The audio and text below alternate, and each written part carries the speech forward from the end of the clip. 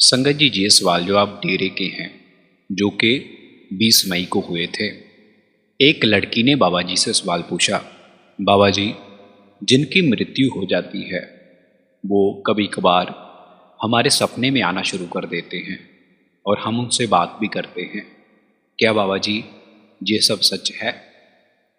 इस पर बाबा जी ने फरमाया कि बेटा, हमें अपने सपनों के ऊपर इतनी तवज्जो नहीं देनी चाहिए। ये तो हमारे मन के ऊपर पड़े प्रभाव होते हैं जो हमारे सपनों के जरिए हमारे सामने आ जाते हैं। और इसके आगे बाबा जी ने फरमाया कि बेटा देखो, जिसकी मृत्यु हो जाती है उसको फिर इस दुनिया का कुछ याद नहीं रहता। हम शरीरक दायरे से बंधे हुए हैं, इसलिए हम इन सब चीज़ों में पड़े हुए हैं और हमें ये सब याद रहता है। फिर आगे एक लड़की ने सवाल किया, बाबा जी मेरा कोई सवाल नहीं है। बाबा जी, मैं तो यहाँ पर पहली बार आई हूँ और पहली बार में ही मेरी पर्ची निकल गई। बाबा जी, इससे बेहतरीन और कौन सी बात हो सकती है? थैंक यू बाबा जी। बाबा जी लड़की का सवाल सुनकर हल्का सा मुस्कुराए। फिर आगे एक भाई ने सवाल किया। उसने फरमाया कि बाबा जी, मैंने 31/10/95 को नामदान लिया था। 1 साल तक मैंने बहुत भजन सिमरन किया, फिर उसके बाद ये सब हो नहीं पाया। ये सवाल सुनकर बाबा जी ने फरमाया कि बेटा देखो, बात ये है, वो परमात्मा किसी से कोई चीज़ लेकर वापस नहीं लेता। उसके घर में किसी चीज़ की कमी नहीं है कि उसने एक से लेकर दूसरे को देनी है। आप भजन सिमरन करते जाएं, परख में मत पड़ें। हमारा ध्यान भटक जाता है। जब ध्यान फिर से लगना शुरू होगा, फिर से वही बात बन जाएगी। फिर उस भाई ने दूसरा प्रश्न पूछा कि बाबा जी, आप हमें डेरे की कोई ऐसी बात बताइए जिसे हमें संगत को हमेशा याद रहे। इस पर बाबा जी ने फरमाया, बेटा हमें बातों के दायरे से ऊपर उठना है।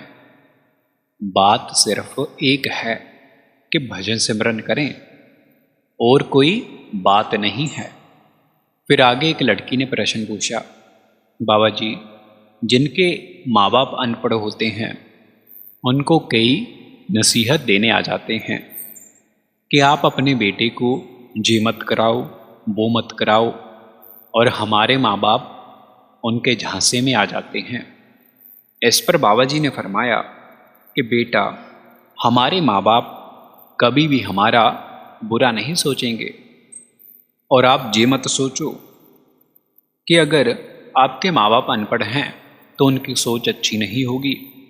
आपके माँ बाप आपसे बड़े हैं, उनका अनुभव आपसे बड़ा है।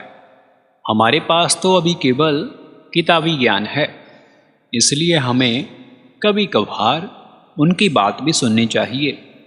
फिर उसी लड़की ने आगे प्रश्न पूछा कि बाबा जी, मेरी मम्मी मुझसे ज़्यादा मेरे भाई को प्रेम करती है। इस पर बाबा जी ने फरमाया कि बेटा, अब मैं क्या बोलूं, औरत ही औरत की दुश्मन है।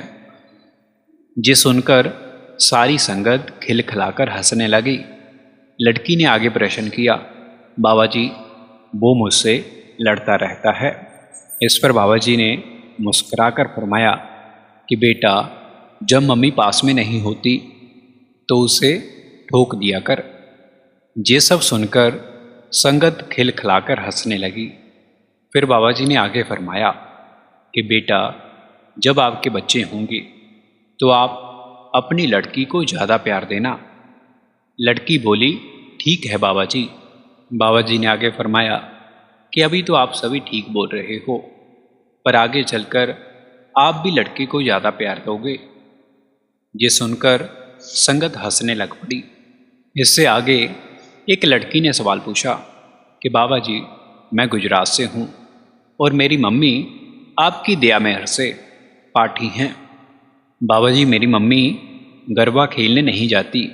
और बाबा जी, मेरी मम्मी कपड़ों को लेकर भी बोलती रहती है कि आपको ऐसे कपड़े पहनना अलाउड नहीं है। इस पर बाबा जी ने फरमाया कि बेटा, मेरी तरफ से कोई मनाही नहीं है, हमने परमार्थ से रिश्ता जोड़ना है और परमार्थ का संबंध कपड़ों से नहीं है। फिर बाबा जी ने आगे फरमाया कि बेटा, हमें सादगी में ही रहना चाहिए। सादगी में रहने से ज़िंदगी थोड़ी आसान हो जाती है। संगत जी, हम अपने चैनल पर बाबा जी के रिलेटेड वीडियोस डालते रहते हैं। अगर आपको ऐसे वीडियो सुनना पसंद हैं तो आप हमारे चैनल को ज़रूर सब्सक्राइब करें।